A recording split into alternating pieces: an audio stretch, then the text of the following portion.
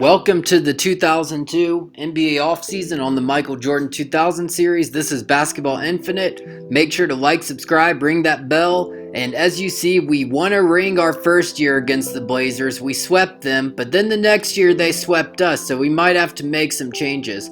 It's the 2002 offseason and Dennis Rodman retires, as well as Steve Kerr a year or two before he retired in real life. We've got some changes.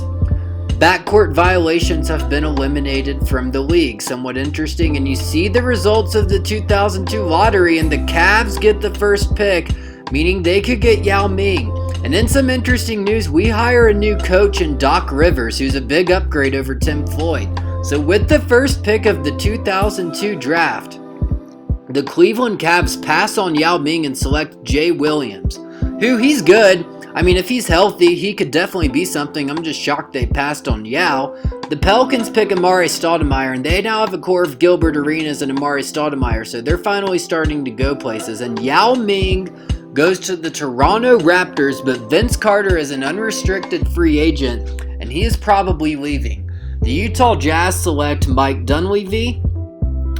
Seems like a very Jazz pick. The Atlanta Hawks, looks like they're going to do a trade, but they decide to select CARON BUTLER, who's definitely a solid piece for them. The Magic select Flip Murray with the 6th pick. That seems kind of high. The Clippers pick Drew Gooden 7th. And the Hornets are going to pick John Salmons. And now we're going to go through the rest of the first round on here. We go down a little bit. The Warriors pick Fred Jones.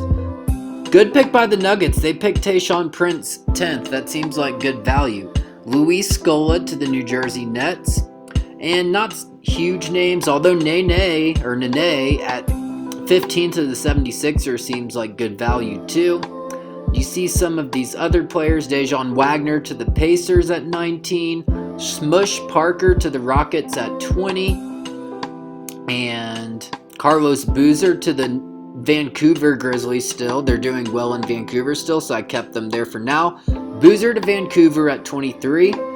And we are getting to the Bulls pick soon. Matt Barnes to the Lakers at 27 seems like a pretty good pick. And we pick Roger Mason 28th. He was a 10-year pro or so not bad value, honestly. Alright, this is what we're waiting for. So, I'm going after Vince Carter. I don't want him going to the Heat, and him and Michael Jordan together would be a cheat code. So I'm really hoping to get him, but unfortunately he looks like he's still favoring the Miami Heat, and he actually has the Houston Rockets ahead of us as well to team up with Steve Francis, who's still elite. I'm hoping he changes his mind, but he doesn't. He goes to the Heat. Chris Webber and Paul Pierce both stay with their team, so we've got to switch gears a little bit.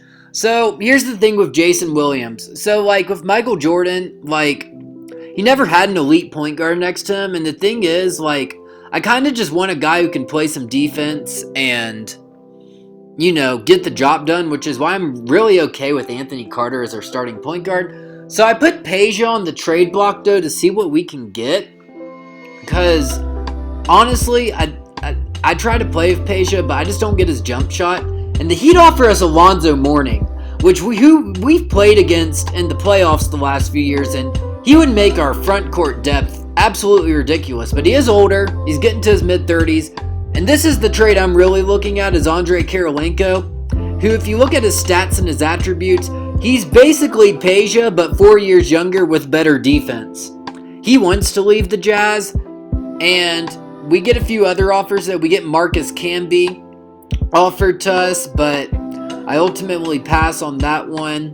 And you see some of these other offers. New Jersey's offering us a 2004 unprotected and Darius Miles, but I'm going to pass. Steven Jackson and a 2005 unprotected. This one's interesting too. Sean Marion.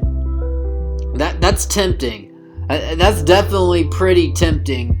He's also an 83 compared to Andrei Kirilenko's 87, so I'm considering that. We're getting some first-round pick offers. The Wizards offer us Eddie Curry. I'm not going to take that. And ultimately, this is the one I'm just stuck on. And guys, I'm going to take it. So, Andrei Kirilenko is now on the Chicago Bulls, and I'm really excited because I think he gives us more defensive versatility that we didn't have last year, and it also cleared up a lot of cap space, so it gives us some more flexibility. So I want to sign another center, and I'm going to make an offer to Michael Olowokandi. I think he'd be an upgrade over Jelani McCoy. I know he's a former #1 pick. He's considered a bust in real life, but he was the starting center for a Vancouver Grizzlies team last year that went 55-27. Ben Wallace is also a free agent, and the LA Lakers are going at him. So I'm going to make him a 3-year, $33 million offer, and it's going to be between us and the Lakers for him, and he does choose us, as well as Olowokandi. So that chores up our front court depth a little bit, and Dirk Nowitzki signs with the Indiana Pacers. That team's going to be dangerous next year. So the Spurs made an offer to Raja Bell, but he was restricted. I did match. He's been on our team the whole simulation since Michael Jordan's been on the team. We also signed Antonio Daniels for some shooting guard depth. He is a good three-point shooter, but most shocking to me, it looked like Jason Williams was going to sign with the Spurs, but he did a switcheroonie last second. He's going to the New York Knicks.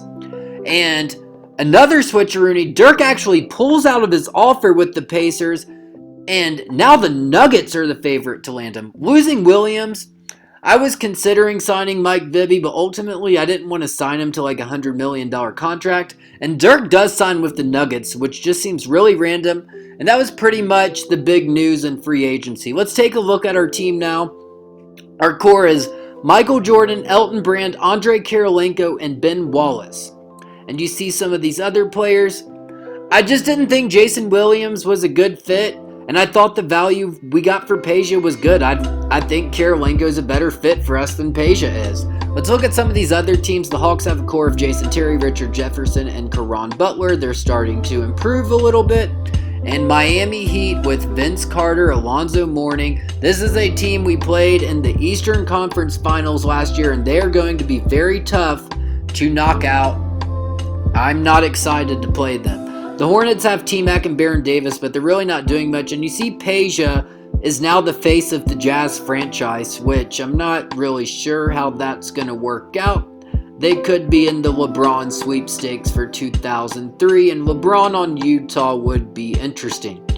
So Chris Webber decides to remain with the Kings, and Ron Artest is slowly improving. And now Jason Williams and Marcus Camby are leading the Knicks. I'm honestly not too bummed to lose him. I just didn't think he was a great fit. He made some assists, but the thing is, his perimeter defense was kind of exposed in the playoffs. So Manu isn't coming over until 2004, and he's on the Magic, and him and Kenyon Martin and Corey Maggette could be a core. The Mavs lost Dirk, but they have Steve Nash, Finley Okur, and Mike Miller. The New Jersey Nets have Marbury still, and this just seems like such a weird fit for Dirk. I don't know why he would sign with this team. It's one of the weirdest things I've ever seen in 2K. Seeing this Pacers team he could have signed with looks a lot better. Jalen Rose is a 3-time All-Star in this sim. Look at this Pelicans core though. Gilbert Arenas, Amare, and Larry Hughes. They could be going places. Grant Hill, Jerry Stackhouse still leading the Pistons. And the Raptors lost Vince Carter, but they got Tony Parker and Yao Ming, so it's not all down for them. The Rockets are led by Francis Mobley and Steven Jackson. The Spurs are led by Tim Duncan, who is now up to a 99 overall, along with Allen Houston, Latrell Sprewell, and David Robinson. Jason Kidd and Penny Hardaway are still on the Suns, and they have Sean Marion. The Sonics haven't really changed much. Anton Jamison, we didn't really mention him, but he left the Warriors for the Timberwolves, and him and KG together could be good because the Timberwolves made the Western Conference Finals last year. And you see this Blazers team pretty much the same as last year, and I expect them to contend again. The Warriors lost Jamison, but they've got Joe Johnson leading the way, but the rest of their team kind of stinks, and they could be in the LeBron sweepstakes as well. And then finally, the Bucks. Their rosters pretty much stayed the same throughout. So I'm probably not trading Elton Brand, but I want to see what we can get. And you see some of these offers. I'm not really considering any of them. I don't know why the Lakers thought we would take Derek Fisher and Brian Grant for Elton Brand. We aren't taking that. Kenyon Martin's kind of enticing, but you know, Elton Brand's made 2 All-Star games in a row, so I'm going to stick with him there. Antonio McDyess is an 85 overall. He never gets injured in this sim. He's fully healthy and he's still pretty elite, but I ultimately turned it down. Pacers are offering Al Harrington. The Raptors are offering 2 first-round picks, but I don't take it. And this is the one I'm really considering. Having Chauncey Billups and Ben Wallace along with Jordan is very, very tempting. There's championship experience there in real life. But the thing is, trading Brand for that would leave our front court depth really thin, and I'm worried about that. So I'm also looking at some potential trades for Jelani McCoy. I'm not expecting much, but the Sixers offer us a first-round pick in Desmond Mason. But I look at what else we get, and then the Jazz offer us 2 unprotected first-round picks for Jelani McCoy. Like, I gotta take that. I mean, we just got 2 unprotected first-round picks for role players, and I know we had just made a trade with the Jazz, but I mean, we basically traded Peja and some role players for Karolinko and 2 unprotected first-round picks. I don't know what's going on in that front office, but we're taking advantage of it. So we're looking at our team now. I'm okay with it. I think that, and let's see the picks we have too. So we traded our pick in 2004. So we have the 2004 Jazz pick, our 2003 pick, and we have a 2005 first-round pick from us and the Jazz. So we have 2 unprotected first-round picks in 2005, and that Jazz pick turned out to be the number 3 pick in real life. So you never know what could happen there. But this is the big draft, guys. We've got LeBron, Wade, Bosh all coming into the league. And let's take a look at our roster. I like Anthony Carter at the starting point guard. I do. I think he's a good fit.